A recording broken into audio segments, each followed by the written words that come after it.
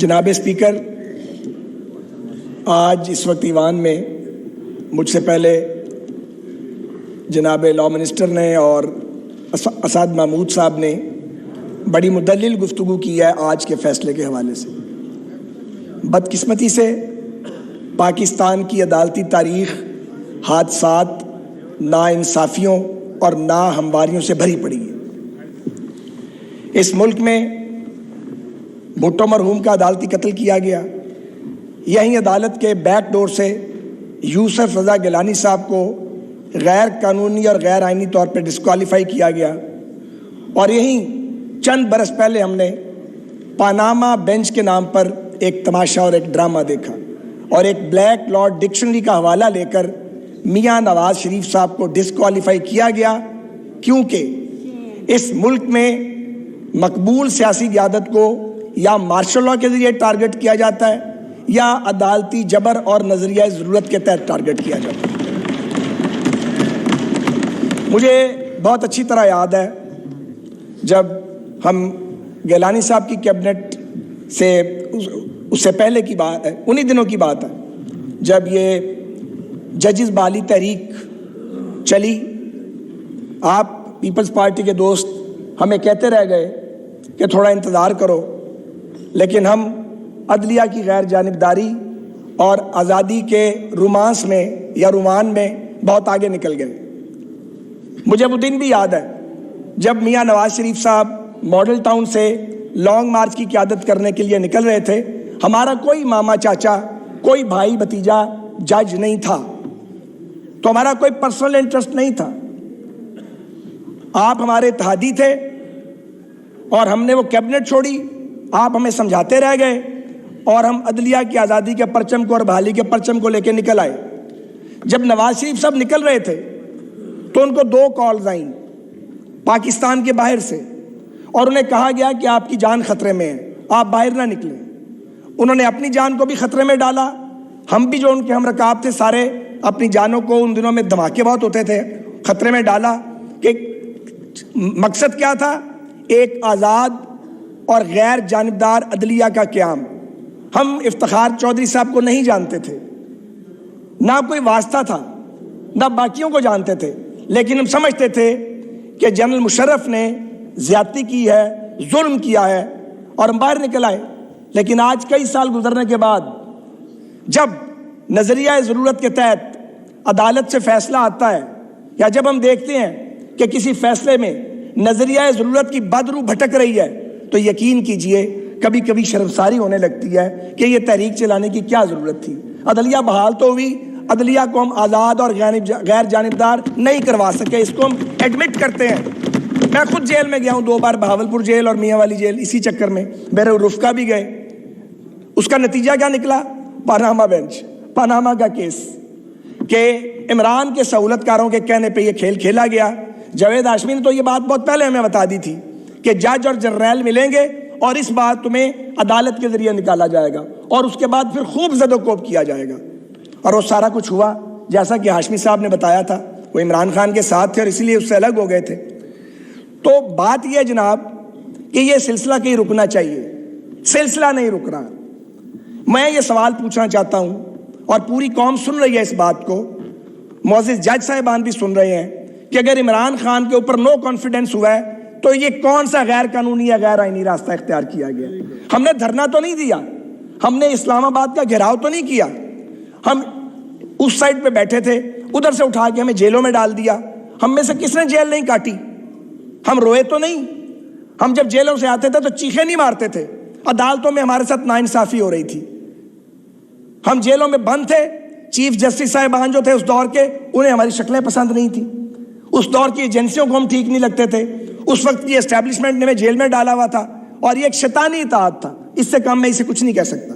ایک شیطانی اتحاد تھا، ایک مثلث قائم تھی، ہم نے اس کو بھگتا، اور جب ہمیں موقع ملا تو جو پاکستان کے آئین میں لکھا ہوا ہے اس کے مطابق ہم نے نو کانفیڈنس موشن ڈالی، اور وہ کوئی جرم نہیں کیا۔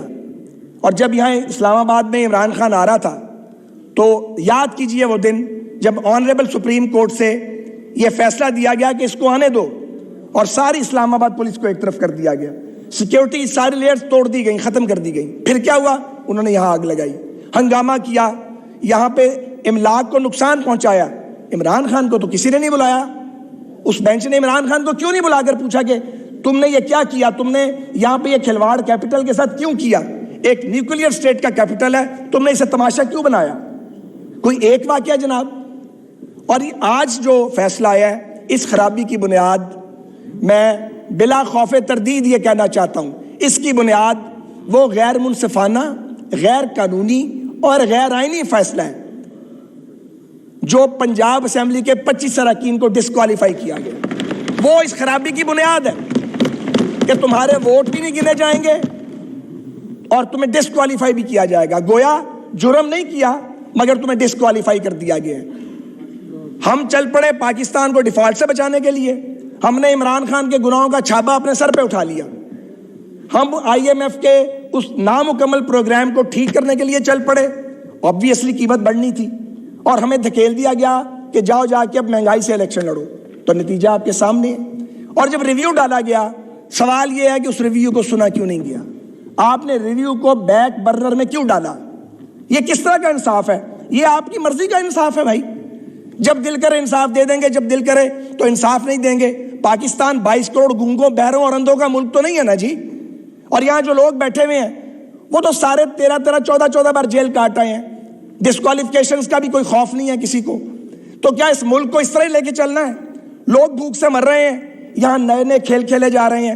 یہاں ایک آدمی کو پھر واپس لانے کے لیے فیسیلیٹیشن کی جا رہی ہے. پہلے نیب کے ذریعے پولیٹیکل انجینئرنگ کی گئی، عدالتوں کے ذریعے کی گئی، ایجنسیوں کے ذریعے کی گئی. اب بھی وہ راستہ نہیں رک رہا، وہ سلسلہ بند نہیں ہو رہا.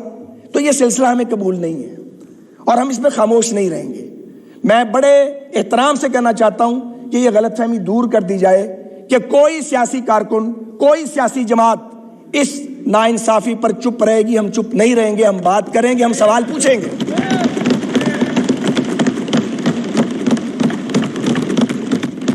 اب گزارش یہ ہے، ایک افسوسناک صورتحال سامنے آ گئی ہے جو کوئی پاکستانی نہیں چاہتا کہ جو مشورہ دیا گیا پرائم منسٹر کو، بلکہ حکم دیا گیا، ایک عدالتی حکم تھا کہ وزیر اعظم کا مطلب ہے وزیر اعظم اور کیبنٹ، اس پہ عمل درآمد ہو رہا ہے. اس دن بلاول صاحب نے بھی یہ بات کی ہے. تو کیا سپریم کورٹ کا مطلب چیف جسٹس صاحب اور سپریم کورٹ کے سارے معزز جج نہیں ہیں؟ وہاں کچھ اور نظام ہے، یہاں کوئی اور. ہمارے لیے حکم اور ہے، اپنے لیے معاملہ ڈیفرنٹ ہے. یہ نہیں چل سکتا اس طرح.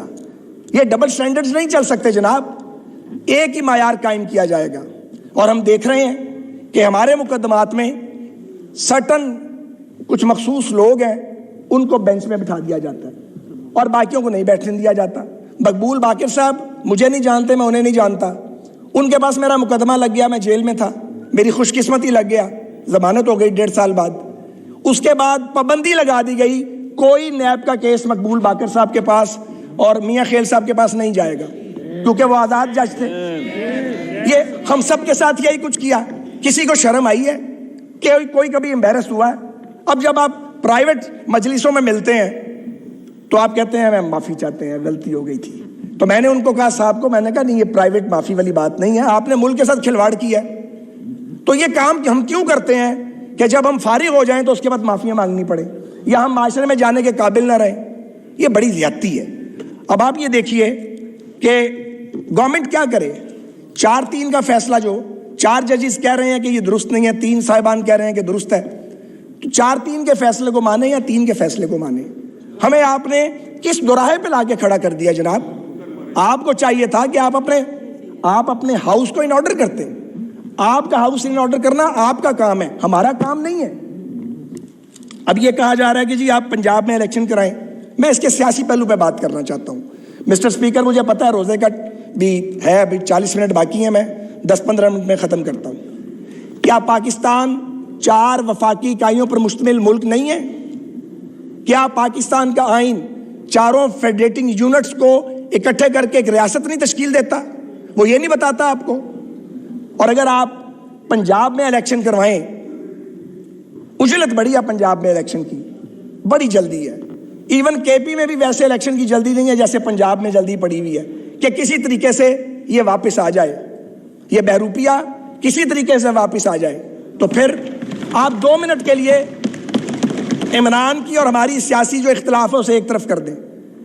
آپ یہ سوچیں پنجاب پہ یہ تاریخی طور پہ الزام لگتا رہا ہے کہ یہ بڑا صوبہ ہے اور اوور ویلمنگ میجورٹی ہے اور یہ ڈومینیٹ کرتا ہے وفاق کے اوپر. تو آپ پنجاب میں الیکشن کروا دیں, آپ کے پی میں الیکشن کروا دیں, 4 مہینے کے بعد آپ قومی اسمبلی کا سندھ اور بلوچستان کا الیکشن کرائیں. تو یہ کیسے ممکن ہے کہ پنجاب اور کے پی کے حکمران قومی اسمبلی کے الیکشن کو بالخصوص انفلوئنس نہیں کریں گے؟ اور جب وہ انفلوئنس کریں گے تو آئین صرف یہ نہیں کہتا کہ 90 دن میں الیکشن کراؤ. ایسا آئین ہمیں پڑھانے کی ضرورت نہیں ہے, ہم بھی آئین پڑھے ہوئے ہیں. ہم یہاں سارے جاہل نہیں بیٹھے ہوئے گامے ماجے, 40-50 سال کی سٹینڈنگ ہے, ہم سب نے پڑھا ہوا ہے. ہمیں آئین کی دستک پوری سنائی دیتی ہے. آئین کی دستک صرف یہ نہیں کہتی کہ 90 دن میں الیکشن کراؤ, آئین کی دستک یہ کہتی ہے غیر جانبدار بھی ہونا چاہیے, ٹرانسپیرنٹ بھی ہونا چاہیے. تو جو پنجاب کا حکمران ہوگا اور جو کے پی کا حکمران ہوگا وہ قومی اسمبلی کے اور باقی صوبوں کے الیکشن کو کیسے انفلوئنس نہیں کرے گا؟ تو پھر ٹرانسپیرنسی کدھر جائے گی؟ پھر غیر جانبداری کدھر جائے گی؟ اس سے بھی زیادہ امپورٹنٹ بات ہے, پھر ڈسکا بن جائے گا یہ الیکشن. ٹھیک کہا گیا. تو میں یہ سوال پوچھتا ہوں کہ مردم شماری بیچ میں ہے, بلکہ کنکلوڈ ہونے کے قریب ہے, لاکھوں نئے ووٹر جو ہیں وہ موجود ہیں.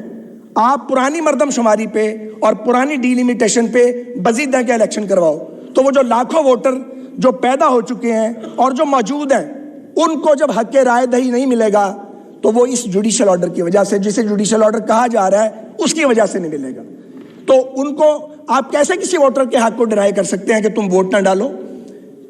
تو سوال یہ ہے, وسائل کی تقسیم کا معاملہ, ڈیلیمیٹیشن کا معاملہ, الیکشن کو انفلوئنس کرنے کا معاملہ, اور جناب اسپیکر ٹاپ آف اٹ, کیا گارنٹی ہے کہ اگر یہ الیکشن ہو جائے تو اس کے نتائج کو سب مانیں گے؟ ہم نے 71 کے سانحے سے سبق کیوں نہیں سیکھا؟ ہم سبق کیوں نہیں سیکھتے؟ ہم ذاتی خواہشات کو ہم کیوں غالب آنے دیتے ہیں قومی مفادات کے اوپر؟ اور اس دن مریم نواز صاحبہ نے جو بات کی تھی اس کا ایک گواہ میں بھی ہوں. ہمیں کہا گیا تھا, ہمیں انفلوئنس کیا جا رہا تھا کہ آپ جو سپریم کورٹ کے جج صاحبان ہیں ان کی ریٹائرمنٹ کی عمر جو ہے وہ اب 68 پہ لے کے جائیں. مجھے بھی رابطہ کیا گیا تھا. تو مریم نواز صاحبہ ٹھیک کہہ رہی تھی. میں اس سے آگے نہیں جاؤں گا بات, لیکن نہ سہولت کاری ختم ہونے میں آ رہی ہے نہ خواہشات ختم ہونے میں آ رہی ہیں. تو یہ جو ایکسٹینشن کا عذاب ہے یہ لگتا ہے کہ اب کہیں اور بھی جا رہا ہے. یہ نہیں جانا چاہیے. ہم اب بھی نہ فساد چاہتے ہیں, نہ خلفشار چاہتے ہیں, نہ انتشار چاہتے ہیں. لیکن ہماری ڈیمانڈ کیا ہے؟ اور بڑی جائز ڈیمانڈ ہے. ہم کسی ایک کی بات نہیں کرتے. ہم کہتے ہیں آپ فل کورٹ کو بٹھائیے, ان 2 معزز جج صاحبان کو جنہوں نے ریکیوز کیا خود, ان کے علاوہ, اور یہ ساری چیزیں ان کے آگے رکھ دیں. بشمال 25 اراکین صوبائی اسمبلی کی ڈسکوالیفیکیشن کا فیصلہ. گنتی وہاں سے شروع ہونی چاہیے جہاں بگاڑ پیدا کیا گیا ہے. یہ آپ بیچ میں سے نہیں اٹھا سکتے اس کو. اور ایک اور بات ہے کہ کن کو پولیٹیکلی فارغ کرنے کی کوشش کی جا رہی ہے, یا کوئی ایسی پارٹی ہے جو فارغ ہوگی اس طریقے سے؟ یہ کئی بار گرے ہیں, کئی بار کپڑے جھاڑ کے اٹھ جاتے ہیں, زخمی ہوتے ہیں, پھر کھڑے ہو جاتے ہیں. یہ نہ کریں. تو میں نے بہت ٹائم لیا ہے. میں صرف یہ کہنا چاہوں گا جناب اسپیکر کہ عدالت عظمیٰ کا وقار ہر قیمت پہ اور اس کی اتھارٹی وہ برقرار اور بحال رہنی چاہیے. ہم سب یہ چاہتے ہیں کہ عدالتوں کا احترام برقرار رہے, بحال رہے. مگر ہم یہ بھی چاہتے ہیں کہ بڑی عدالت چھوٹی عدالت کے جو ڈومین ہے اس میں مداخلت نہ کرے. جو فیصلہ سیشن کورٹ یا ہائی کورٹ نے کرنا ہے وہ ڈائریکٹ سپریم کورٹ میں نہیں جانا چاہیے تاکہ آدمی کے پاس اپیل کا حق ہی نہ ہو. ہمارے ساتھ تو یہی ہوا ہے اور یہ بار بار ہو رہا ہے ہمارے ساتھ. جب سینئر ترین ججز کہہ رہے ہیں سپریم کورٹ کے کہ یہ ڈومین ہائی کورٹس کی ہے, لیٹ دم ڈیسائیڈ, تو یہ ہونا چاہیے تھا. تو اس ساری بات کو سمیٹتے ہوئے جناب اسپیکر, آج اس منتخب ایوان کے پلیٹ فارم سے میں اپنی جماعت کی نمائندگی کرتے ہوئے یہ کہنا چاہ رہا ہوں, اور پی ڈی ایم کی نمائندگی کرتے ہوئے اور اپنے اتحادیوں کی, کہ جناب اب بھی وقت ہے اس معاملے کو بچایا جائے. اور ہم بچ سکتے ہیں انتشار سے, خلفشار سے, تصادم سے. ہم میں سے کوئی تصادم نہیں چاہتا. ہم آگے بڑھنا چاہتے ہیں, ہم انتخابات چاہتے ہیں, لیکن آزادانہ, غیر جانبدارانہ. 18 والا الیکشن کا ریپلے نہیں چاہتے. ہم نہیں چاہتے کہ حکومت کے کہ اگر ہم یہ نہیں چاہتے کہ اگر ہم وفاقی حکومت میں موجود ہیں تو ہم الیکشن کو انفلوئنس کریں. جب الیکشن انفلوئنس کیے جاتے ہیں, جب الیکشن رگ کیے جاتے ہیں, تو پھر ریاستوں کے اندر جو ہے وہ ٹوٹ پھوٹ کا عمل شروع ہو جاتا ہے. پاکستان میں ٹوٹ پھوٹ کا عمل بہت ہو چکا ہے. ہم نے اپنے ملک کو ایک رکھنا ہے, مضبوط رکھنا ہے. ہم نفرتوں کو ختم کرنا چاہتے ہیں. اس لیے ہم بڑے ادب سے, بڑی لجاجت سے ہم یہ گزارش کر رہے ہیں اس ہاؤس سے, آنریبل سپریم کورٹ کے ان معزز جج صاحبان کو اور آنریبل چیف جسٹس صاحب کو, کہ وہ اس کا نوٹس لیں ہماری استدعا کا, اور کوشش کریں کہ فل کورٹ ان تمام مسائل کو حل کریں. بہت شکریہ. محترمہ شہری رحمان صاحبہ.